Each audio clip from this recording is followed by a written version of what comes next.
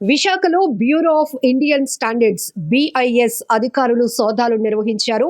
One town లోని కురుపాం మార్కెట్లో licence లేకుండా నడుస్తున్నటువంటి హాల్ మార్కింగ్ సెంటర్లపై రైడ్స్ నిర్వహిస్తే షాకింగ్ ఫ్యాక్ట్స్ బయటకొచ్చాయి.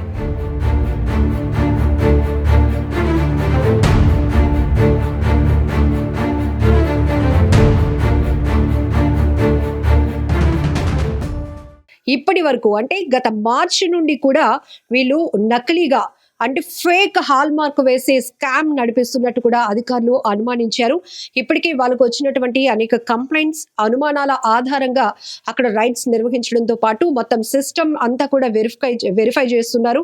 సో ఇప్పటి వరకు ఎవరెవరు ఇక్కడ ఆ గోల్డ్ పై బంగారపు అచ్చులపై ఇక్కడి నుంచి ఈ 916 హాల్ మార్క్ వేయించుకొని వెళ్ళారు, అవి ఏ కస్టమర్లు కొన్నారు, ఇదంతా కూడా ఒక దందాగా నడిచింది కాబట్టి ఎంతో మంది మోసపోయే ప్రమాదం కూడా ఉంది. ఈ నకిలీ వ్యవహారం కాస్త బంగారాన్ని కూడా ఈ భయం పట్టుకుంది. అవును, ఇక్కడ అడ్డంగా ఎవరు మోసపోతున్నారు అంటే మనమే, సాధారణ కస్టమర్లే. ఎందుకంటే అయ్యో మనం ₹1,00,000 ఇచ్చాం, బంగారం కొనుక్కున్నాం, దీని మీద 916 KDM హాల్ మార్క్ కూడా ఉంది కాబట్టి మనం సేఫ్, అంటే ఇది ఒరిజినల్ గోల్డ్ అని మనం ఫీల్ అయిపోతూ ఉంటాం.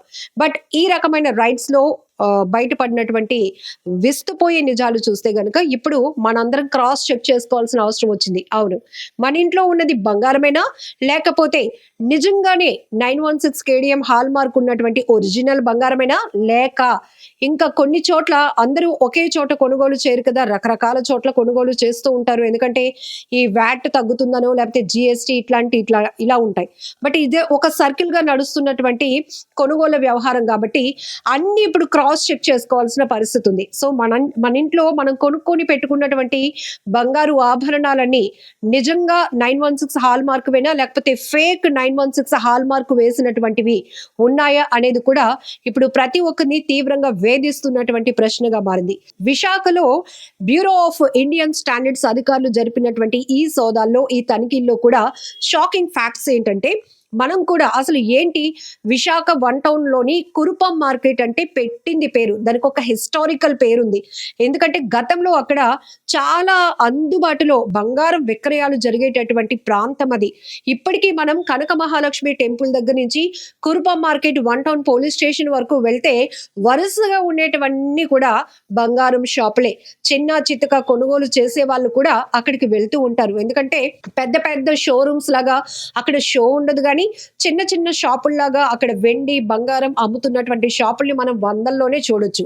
అయితే అలాంటి ఒక పేరున్నటువంటి ప్రాంతంలో కురుపం మార్కెట్ లో హాల్ మార్కింగ్ చేస్తున్నటువంటి సెంటర్లపై రైడ్ చేస్తే వీళ్ళు అసలు లైసెన్సే లేకుండా ఈ దందా నడిపిస్తున్నట్టు, అసలు వాళ్ళకి లైసెన్సే లేకుండా వీళ్ళు హాల్ మార్క్ వేస్తున్నట్లు తెలుస్తోంది. బంగారపు అచ్చులపై వాళ్ళు అలా అమాంతం ఫేక్ హాల్ మార్క్ ముద్రలు వేసేసి పంపించేస్తున్నారు. ఇప్పుడు అదుపులోనికి తీసుకున్న వాళ్ళు కానీ అక్కడ ఉన్నటువంటి ఎక్విప్మెంట్ ని కూడా స్వాధీనం చేసుకోవడం జరిగింది. సిస్టమ్ లో రికార్డ్ అయినటువంటి ఆ స్టేటస్ చూస్తే గనుక ఇప్పటి వరకు వీళ్ళ దగ్గరికి ఈ హాల్ మార్క్ వేయించడానికి ఎవరెవరు వ్యాపారస్తులు వస్తున్నారు, పాపం ఆ వ్యాపారస్తుల నుంచి ఎవరు కస్టమర్స్ కొనుగోలు చేశారు అనే దానిపై కూడా BIS అధికారులు ఫోకస్ చేస్తున్నారు. ఎందుకంటే చిన్నది కాదు, వందల్లో కాదు, వేలల్లో కాదు, ఇలాంటి నకిలీ ఫేక్ హాల్ మార్క్ వల్ల లక్షల్లో కస్టమర్ మోసపోవడానికి అవకాశం ఉంటుంది. పిల్లకి పెళ్లి అవుతుంది అంటే చాలు, వాళ్ళకి నచ్చినటువంటి డిజైన్ లో బంగారు ఆభరణాలను ఆర్డర్ చేసి మరి నమ్మకం, ఇక్కడ బంగారం వ్యాపారమే కాదు, ఏ వ్యాపారమైనా మార్కెట్లో ఒక నమ్మకమే అనేది పెట్టుబడి. బట్ ఇలాంటి నమ్మకానికి కూడా వీళ్ళు తూట్లు పొడిచేస్తూ మోసగించాలనే కాన్సెప్ట్తో పేటరేగిపోతున్నారు. అంటే మనల్ని మనం క్రాస్ చెక్ చేసుకోవాల్సిన పరిస్థితి.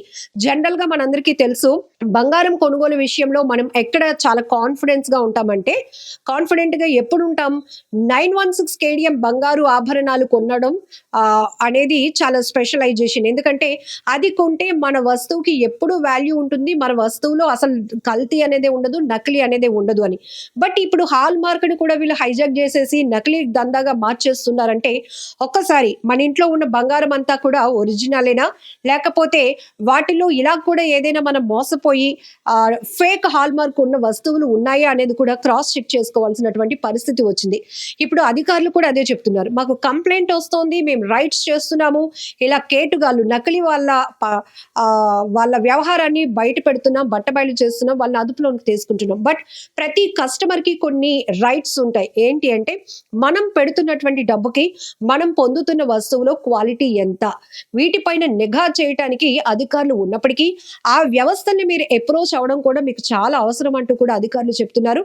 మరొక వైపు ఇలాంటివి మీ ఫోకస్ కి, మీ దృష్టికి ఏమైనా వస్తే గనుక ఇమీడియట్ గా మాకు కాల్ చేసి కంప్లైంట్ ఇస్తే ఎక్కడికక్కడ మేము తనిఖీలు నిర్వహించడానికి కూడా సిద్ధంగా ఉన్నామంటున్నారు. సో ఎప్పటికప్పుడు మనం పెడుతున్నటువంటి ఎఫర్ట్స్ ఒక వస్తువు కొనుక్కోవడమే కాదు, ఆ వస్తువులో మనం కొనుగోలు విషయంలో మోసపోతున్నామా లేదా అని తెలుసుకోవాల్సిన ఇంపార్టెన్స్ కూడా వచ్చింది.